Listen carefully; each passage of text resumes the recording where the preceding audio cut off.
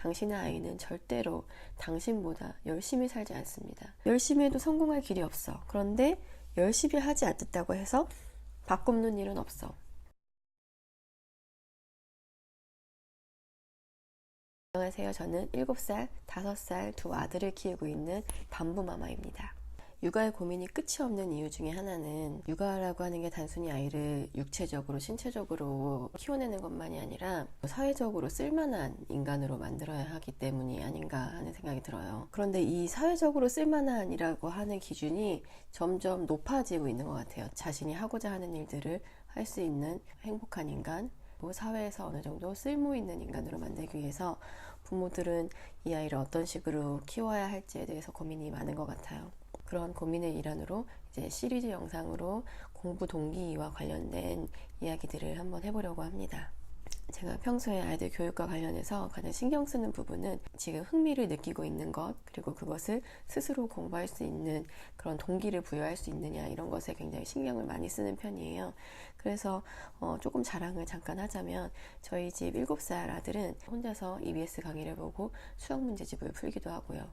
혼자서 한자를 외우기도 하고, 그리고 저희 집에 있는 5살짜리 애는 영어 책을 막 자기 혼자 소리내서 읽고 막 그러고 놀아요. 그게 저희 집 아이들이 뭔가 특별해서 그런 것이 아니라 제가 아이들에게 무의식 중에 공부에 대한 동기를 심어주고 있다라고 생각을 하거든요. 저희 집 아이들의 비밀이 궁금하시다면 저의 퀀텀 육아 그리고 공부에 대한 동기를 다루고 있는 이 시리즈를 함께 해주셨으면 좋겠습니다. 당신의 아이는 절대로 당신보다 열심히 공부하지 않는다. 왜 그럴까? 왜 나보다 더 열심히 살지 않을까? 나보다 더 열심히 공부하지 않을까? 이거는 근데 너무너무 당연해요. 아주 원론적인 이야기를 한번 해보려고 하는데, 어떤 일의 동기에 있어서 동기는 기본적으로 외재적 동기 그리고 내재적 동기, 두 가지로 크게 나눌 수가 있습니다. 외부에서 무언가 채찍과 당근이 있을 때 그것에 의해서 행동을 하게 된다면 그것은 외재적 동기에 의한 행동이고요. 내가 스스로 하는 것, 이것은 내재적인 동기에 의한 행동이라고 볼 수가 있죠.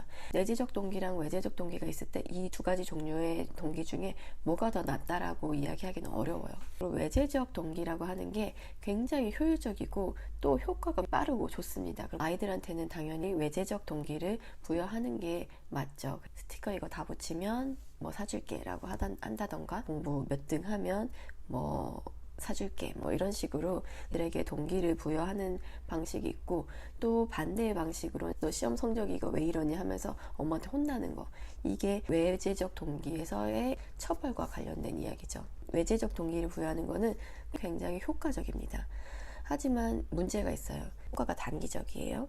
그리고 한계가 있는 방식이라는 것이 분명합니다. 왜냐하면 역치가 점점 높아져요. 내가 요구하고자 하는 당근에 대한 역치도 높아지고, 채찍에 반응하는 나에 대한 역치도 점점 그런 갖고 싶어하는 욕망이 커져 나가겠죠. 근데 부모님이 총알이 빵빵해서 네가 원하는 건 뭐든 해줄 수 있어 이러신 분이시라면 상관없습니다. 그런데 이제 어느 순간 그게 한계에 다다른단 말이에요. 그리고 처벌에 의한 방식이 쉽고 효율적이지만 부모와의 관계가 틀어져 버리는 수도 있죠. 부모와의 사이도 안 좋아지고, 그 다음에 굉장히 많은 시간을 돌아가게 되게끔 하는 그런 결과를 낳을 수도 있습니다. 단기적으로는 그런 당근과 채찍이 옳지만 조금 더 장기적인 관점에서의 외재적 동기에 대해서도 생각해 볼 필요가 있어요. 우리 세대에 비해서 자식 세대들이 더 열심히 일하지 않고 더 열심히 공부하지 않을 이유가 됩니다. 사회 구조적인 문제를 한번 바라봐 볼게요. 사회 구조적인 문제가 그 사람의 어떤 열정을 이끌어낼 수 있는 사회적 구조인가, 이것이 중요한데, 우리가 무언가를 열심히 하려는 동기를 얻으려면 기본적으로 내가 바라볼 수 있는 목표가 있어야 돼요. 아주 멋진 롤모델이 있어. 그 사람처럼 내가 너무 되고 싶어. 근데 좋은 거는 그 롤모델이 나하고 가깝게 있고 그 사람이 어떤 식으로 어떤 노력을 어떻게 행하는지를 살펴볼 수 있으면 그게 가장 좋죠. 근데 그런 행운을 모두가 누리는 건 아니잖아요. 내 주변에 내가 롤모델로 삼을 만한 훌륭한 사람이 항상 늘 있는 건 아니잖아요. 그렇기 때문에 어떤 사회 구조적인 형태가 그 사람의 동기에 있어서 영향을 미치게 되는데, 어떤 똑똑한 아이가 세상을 바라봐요. 사회 구조적으로 공부를 하던 노력을 하던 내가 뭔가를 열심히 했을 때 그만큼의 나에게 이득이 있다, 내가 그만큼 노력할 만한 가치가 있다라고 느껴지는 세상인지가 굉장히 중요해요.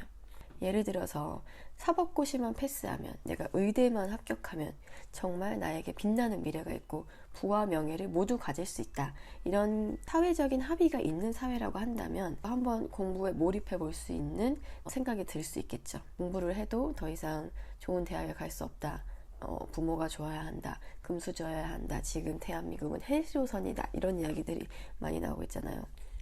교육이나 어떤 자신의 노력을 통해서 신분 상승을 할 수 있는 기회가 더 이상은 없다라는 그런 인식이 사회적으로 팽배해진다면 더 이상 노력을 할 이유가 없어지는 거예요. 반대의 경우가 있어요. 요즘 아무리 대한민국이 헬조선 하더라도 사실상 절대 빈곤 국가는 아니잖아요. 그죠?